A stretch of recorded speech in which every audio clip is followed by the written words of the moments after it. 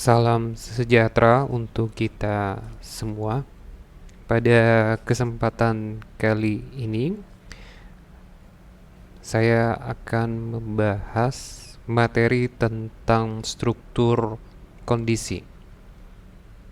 Syaratnya adalah notebook kalian sudah harus menggunakan NetBeans sebagai IDE-nya, atau bagi kalian yang masih belum menggunakan NetBeans, masih boleh menggunakan Notepad atau juga online compiler lainnya. Saya mulai.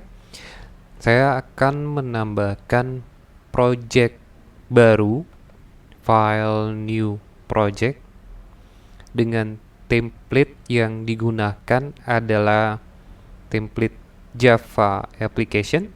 Next, kemudian silakan tentukan nama dari projectnya. Saya beri nama kondisi if. Kemudian silakan tentukan lokasinya, lokasi dari project, dan jangan dilupakan centang create main class ya dalam keadaan dicentang. Nah, di sini artinya pada saat membuat project baru, NetBeans akan otomatis membuatkan sebuah metode baru, namanya adalah metode main. Oke, kalau sudah semua sudah siap, nama beserta lokasi dari project, kemudian diakhiri dengan mengklik button finish.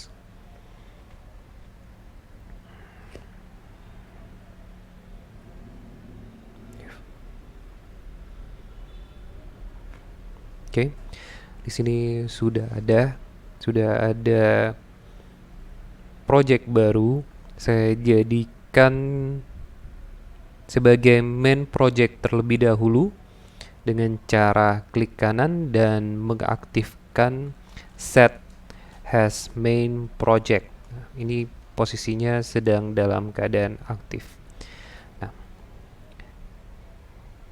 struktur kondisi. Struktur kondisi if adalah struktur yang paling sering digunakan di dalam pemrograman, dan bahasa pemrograman apapun pasti ada. Nah, misalnya sebagai contoh, saya mendeklarasikan dulu, saya deklarasikan variabel A, atau ya, lebih baik bilangan 1. Saya mendeklarasikan bilangan 1 dengan tipe data integer, artinya variabel ini bisa menampung data bilangan bulat. Saya isi nilainya dengan 100. Kemudian bilangan 2 saya inisialisasi atau diisi dengan nilai awal 200. Kemudian masuk ke bagian struktur kondisinya. Sebelumnya saya tampilkan terlebih dahulu nilainya ke layar. Kalimat bilangan 1 saya sambung string dengan nilai dari variabel bilangan 1. System.out.println bilangan 2.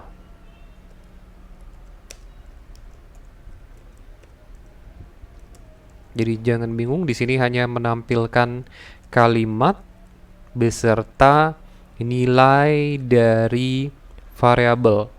Saya ingatkan kembali, variabel digunakan untuk menyimpan data.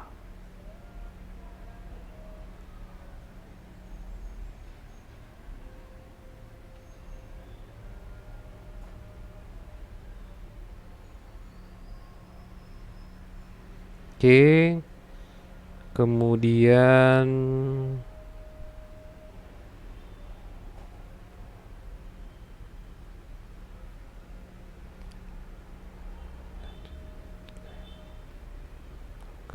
kita masuk ke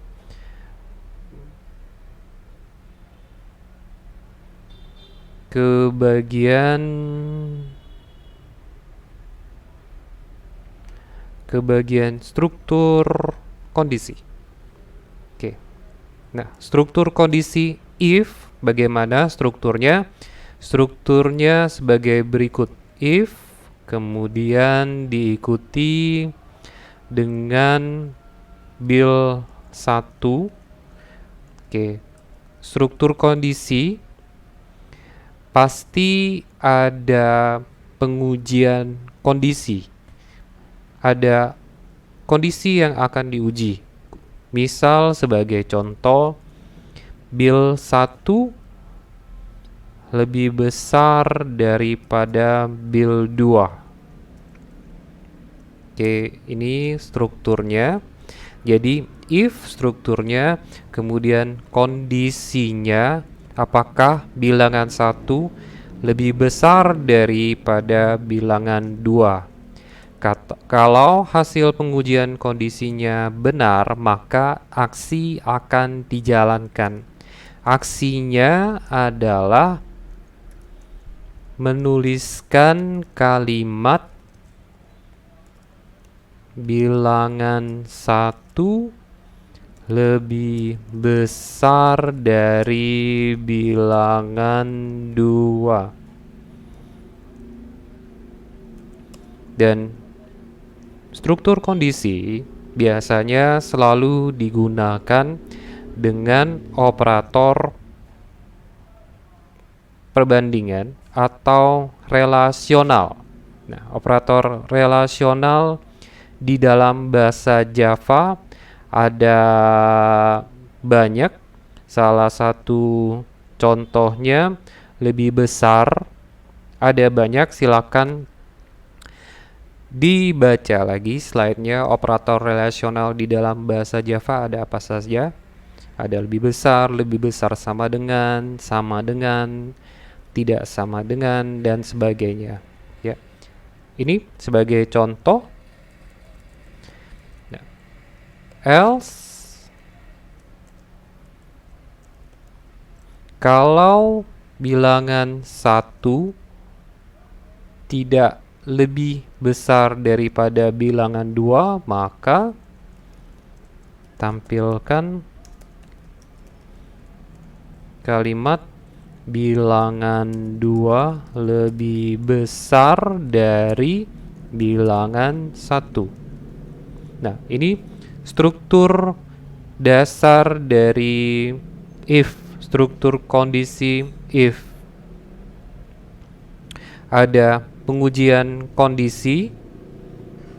Kalau benar bilangan 1 lebih besar daripada bilangan 2, maka aksi pertama yang dijalankan. Kalau kondisinya benar. Kalau salah, bagaimana kalau salah? Kalau salah, maka maka aksi kedua yang akan dieksekusi, dijalankan, ya. Jadi selalu ada kondisi dan aksi. Dan kalau di sini logiknya kita bisa lihat di sini outputnya apa, kita bisa menguji sendiri kondisinya. Bilangan pertama apakah lebih besar daripada bilangan kedua? Jawabannya adalah salah. kondisinya salah, maka aksi kedua yang akan dijalankan, yaitu bilangan 2 lebih besar dari bilangan 1. Nah, ini struktur kondisi dari if.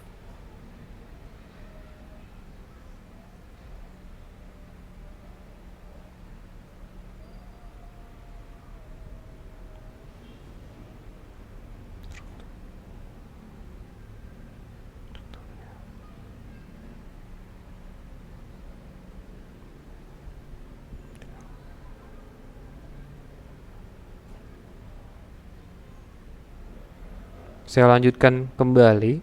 Ini silakan dibaca kembali tentang operator relasional. Silakan boleh juga googling ada apa saja operator relasional yang bisa digunakan dengan if. Nah, sekarang bagaimana kalau dengan data string? Nah, di sini saya menggunakan data bilangan, data angka. Nah, bagaimana pengujian kondisi dengan data string? Nah, jawabannya untuk pengujian kondisi dengan if biasanya kita menggunakan equals. Jadi ada metode equals, kemudian juga ada metode equals ignore case. Contohnya. Oh, ini saya running dulu, kita lihat.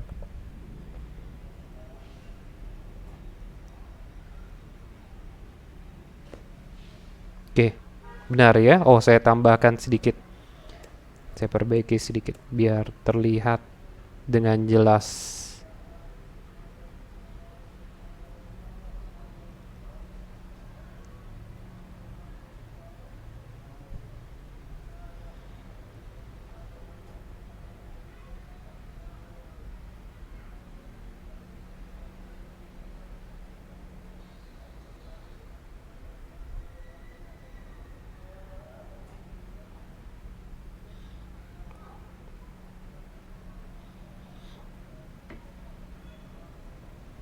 Coba saya deklarasikan dulu. Saya deklarasikan, misal saya punya satu variabel namanya variabel text yang digunakan untuk menampung data string, dan saya isi variabel ini dengan kalimat halo.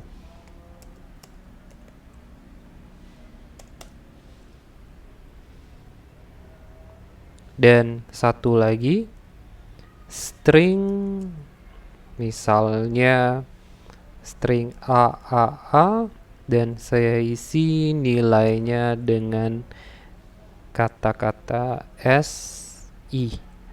Oke. Nah, bagaimana caranya kita menguji kondisi string? Oke, kita uji dengan metodenya. Kita gunakan equals atau equals ignore case atau sama dengan 2 kali. Kita coba yang pertama. AAA apakah equals pengujian kondisinya dengan SI. Oke. Kalau benar, pengujian kondisinya benar, maka tampilkan kalimat equals dengan SI. Oke. Else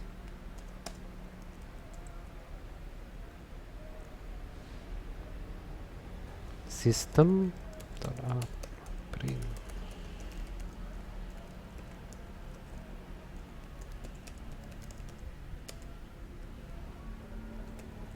tidak equal. Oke, ini metode yang pertama. Oh iya, ini perhatikan ya. Perhatikan bahwa hampir semua kode program itu diakhiri dengan tanda titik koma. Tetapi if tidak ya. If, struktur if ada begin dan end-nya, saya ingatkan. Begin-nya diawali dengan kurung kurawal buka dan juga diakhiri dengan kurung kurawal tutup. Else-nya juga begitu. Begin, kurung kurawal buka, dan end, kurung kurawal tutup. Oke.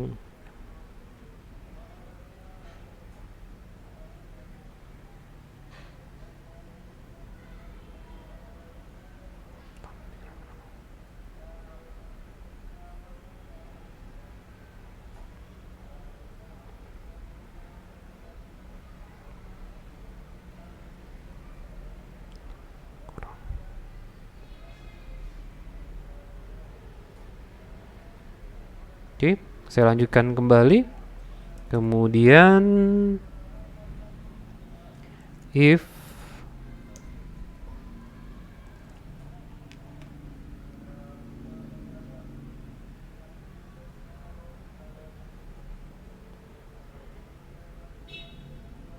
sebentar ya. Oke, saya lanjutkan kembali. Yang kedua, misalnya seperti ini. If a titik equals ignore case dengan SI. Oke, kita lihat apa hasilnya.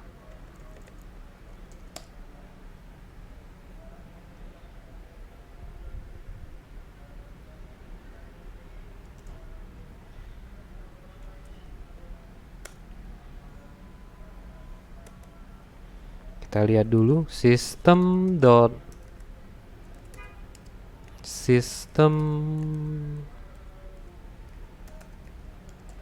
out dot print line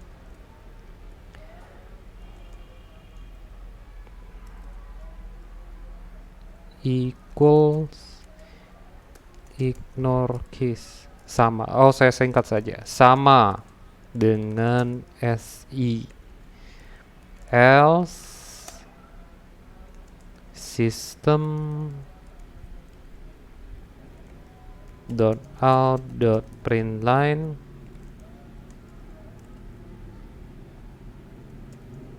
tidak sama dengan SI. Oke, kalau sudah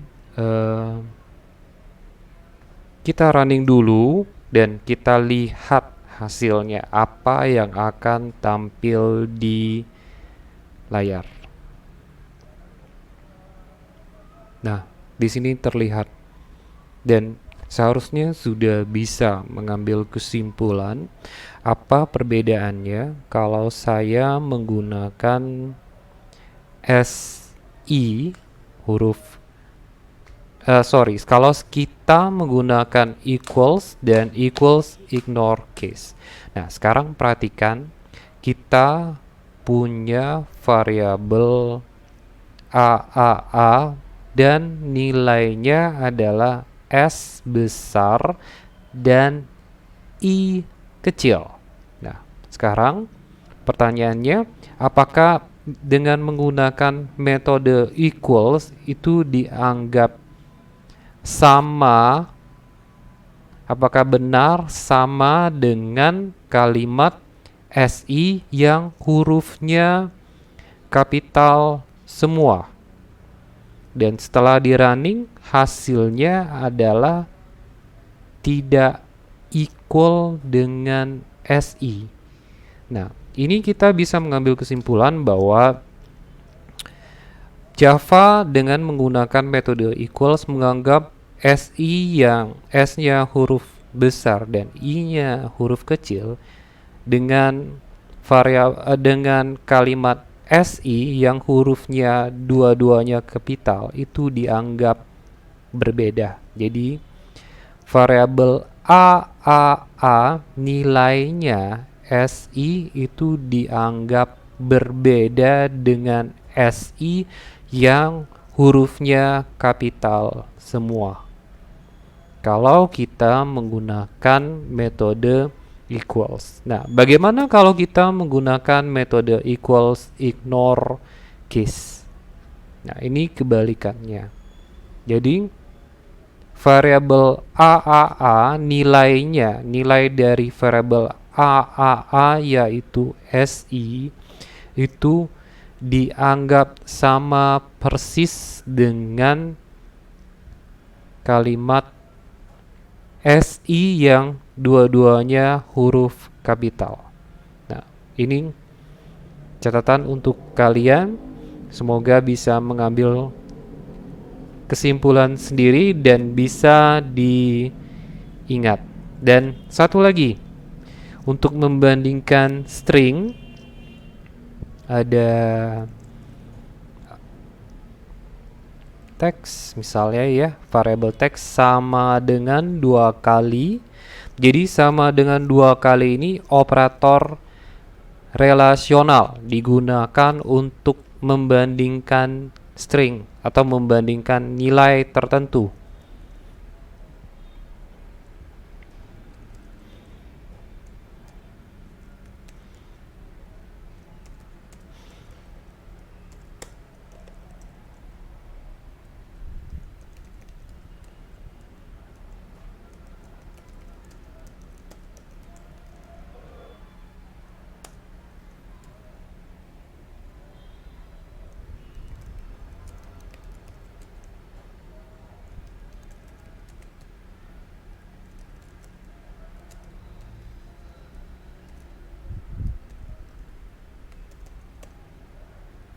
Hasilnya kita lihat.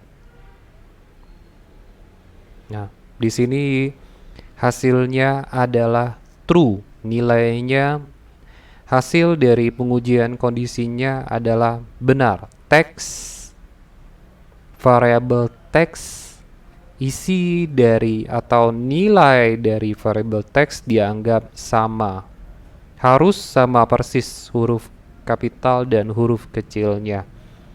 Jadi ini 3 cara untuk membandingkan string. Nah, bagaimana kalau kita ingin membandingkan karakter? Jadi tadi di bagian pertama kita membandingkan integer, kemudian membandingkan string. Nah, di bagian ketiga bagaimana caranya membandingkan karakter. Misalnya, saya punya karakter nilai sama dengan A. Dan diingat kembali, untuk karakter hanya bisa menampung satu karakter, satu huruf, dan diapit tanda petik 1. Nah, untuk membandingkannya, kita hanya bisa menggunakan operator relasional,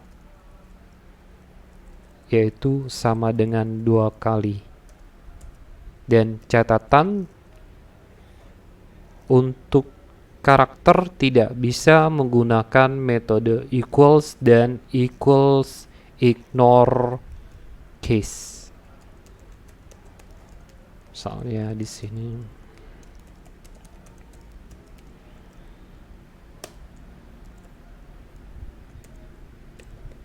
Oke. Kita running kembali. Oke, benar ya. Catatan untuk komentar, saya buat komentar untuk data car tidak bisa equals dan equals ignore case.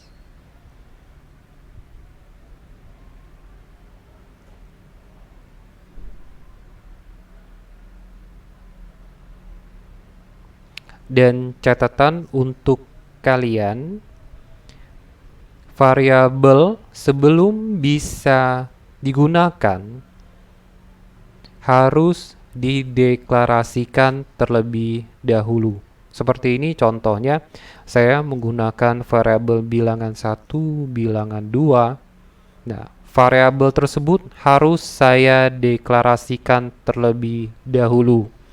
Begitu juga dengan variabel AAA, kemudian variabel teks sebelum bisa digunakan, syaratnya adalah harus dideklarasikan terlebih dahulu.